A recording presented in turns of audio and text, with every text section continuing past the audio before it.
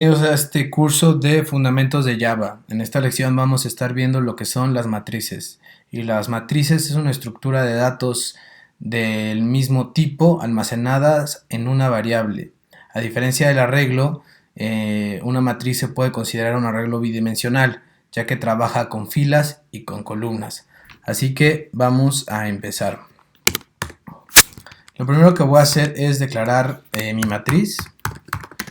La voy a declarar como privada y estática para poder utilizarla dentro de los métodos de mi clase sin tener que hacer una instancia o crear un objeto. Y le voy a indicar que va a ser de tipo entera y va a contar con dos índices, uno para las filas y otro para las columnas. El nombre será matriz, el nombre de mi variable.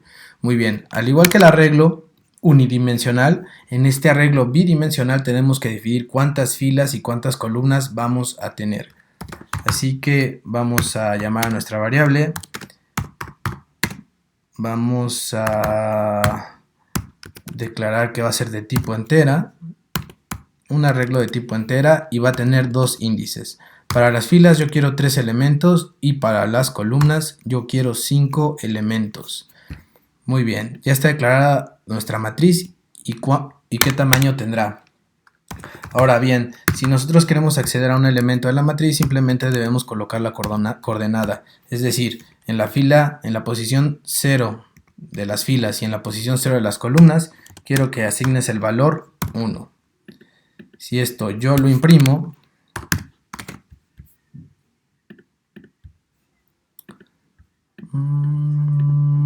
vamos a ver en consola el número 1. Perfecto.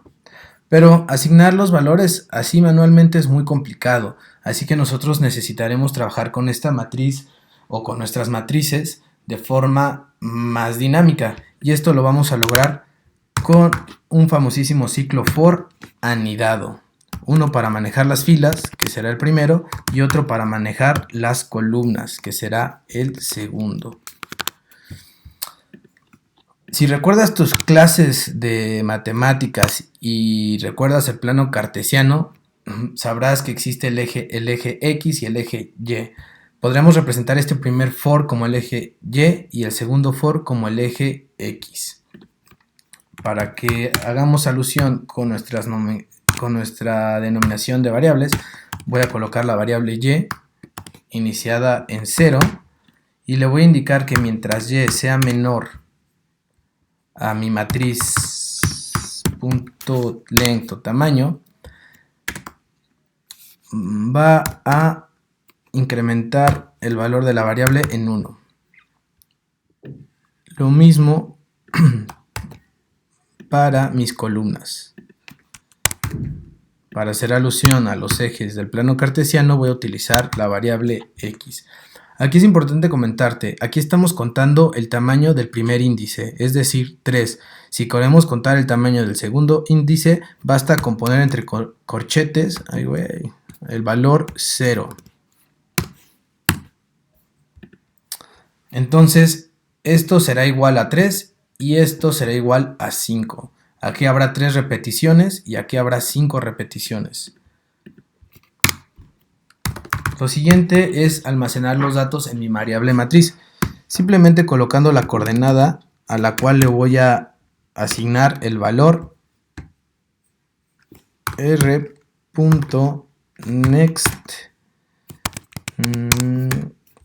Dame un segundo, ahorita te explico qué hice aquí.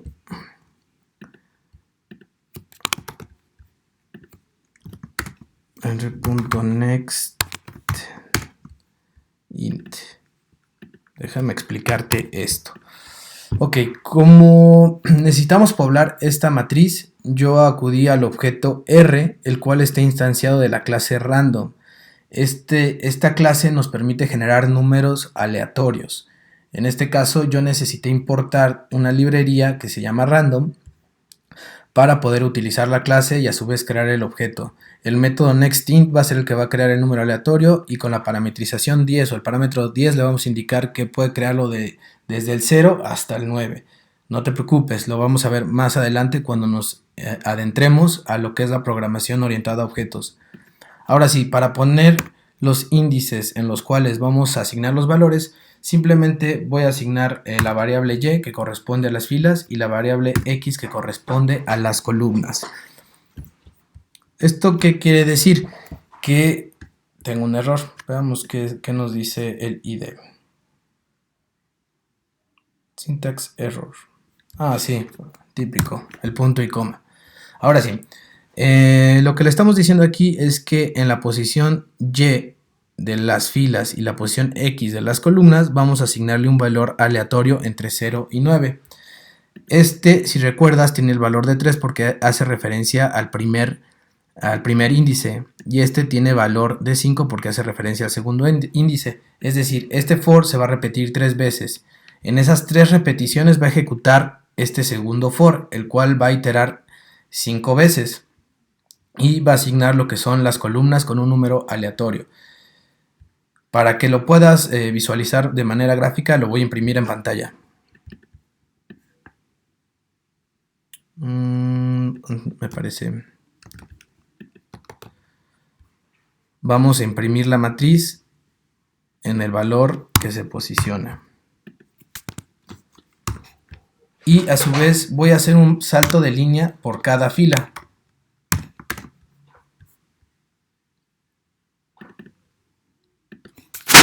Y lo voy a controlar con un diagonal invertida N.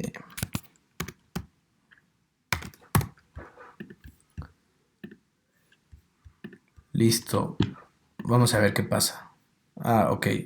Antes de que veas ese resultado, déjame quitar el salto de línea del primer print. Y te explico.